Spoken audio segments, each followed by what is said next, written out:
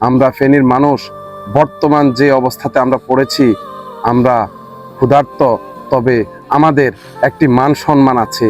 আপনারা যারা ফেনীতে এবং কি নোয়াখালীতে আপনারা ত্রাণ দেওয়ার জন্য গিয়ে আপনারা ছবি তুলে ফেসবুকে যেভাবে আপলোড করতেছেন, আপনারা কি জানেন তারা পরিস্থিতির শিকার?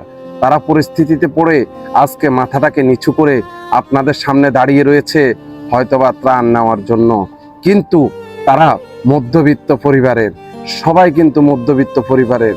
ফেনীবাসীর পাশে আছেন, ফেনীবাসীর পাশে দাঁড়িয়েছেন।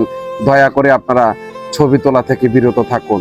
প্লিজ প্লিজ প্লিজ আমার অনুরোধ, আপনারা যাদের ছবি তুলতেছেন, ত্রাণ দিতে গিয়ে যাদের ভিডিও করতেছেন, তারা কিন্তু আসলে পরিস্থিতির শিকার, তারা ভিক্ষুক নয়। আপনারা যেভাবে ভিডিও বানাচ্ছেন কিংবা আপনারা সোশ্যাল মিডিয়াতে ছাড়তেছেন, মনে হয় যে আপনার সামনে একজন ভিক্ষুক দাঁড়িয়ে আছে, আপনি তাদেরকে রিলিফের চাউল কিংবা গম দিচ্ছেন।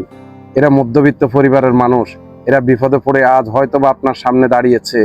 যদি তাদের কাছে আজকে কোনো ব্যবস্থা থাকতো, তাহলে তারা নিজেরাই বাজার করে খাওয়ার মতো সামর্থ্য তাদের আছে। ফেনীবাসী মানুষের কাছে কি অর্থের কোথাও অভাব আছে? আপনারা কি বলতে পারবেন?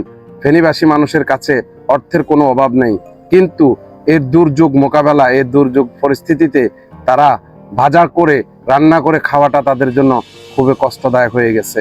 আর আপনারা যারা আপনারা ত্রাণ দেওয়ার নাম করে যেভাবে ছবি তুলে ভিডিও করে ফেসবুকে আপলোড করতেছেন, আমি দেখতেছি আজ কয়দিন যাবৎ সোশ্যাল মিডিয়াতে এগুলা চলতেছে এবং কি ফেনীবাসীকে নিয়ে বিভিন্ন ধরনের বিভিন্ন মন্তব্য করতেছে। প্লিজ দয়া করে এই মধ্যবিত্ত মানুষগুলোকে বেঁচে থাকতে দিন।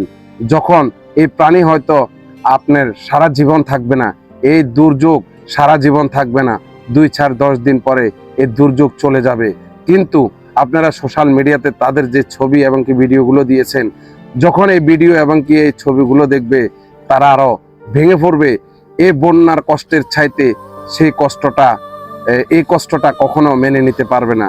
তাই দয়া করে সকলের কাছে আমার অনুরোধ, আপনারা এই অসহায় মানুষদের পাশে দাঁড়িয়েছেন, এই অসহায়ত্বর সুযোগ নিয়ে আপনারা ব্যবসা কামানোটা একটু প্লিজ বন্ধ করেন।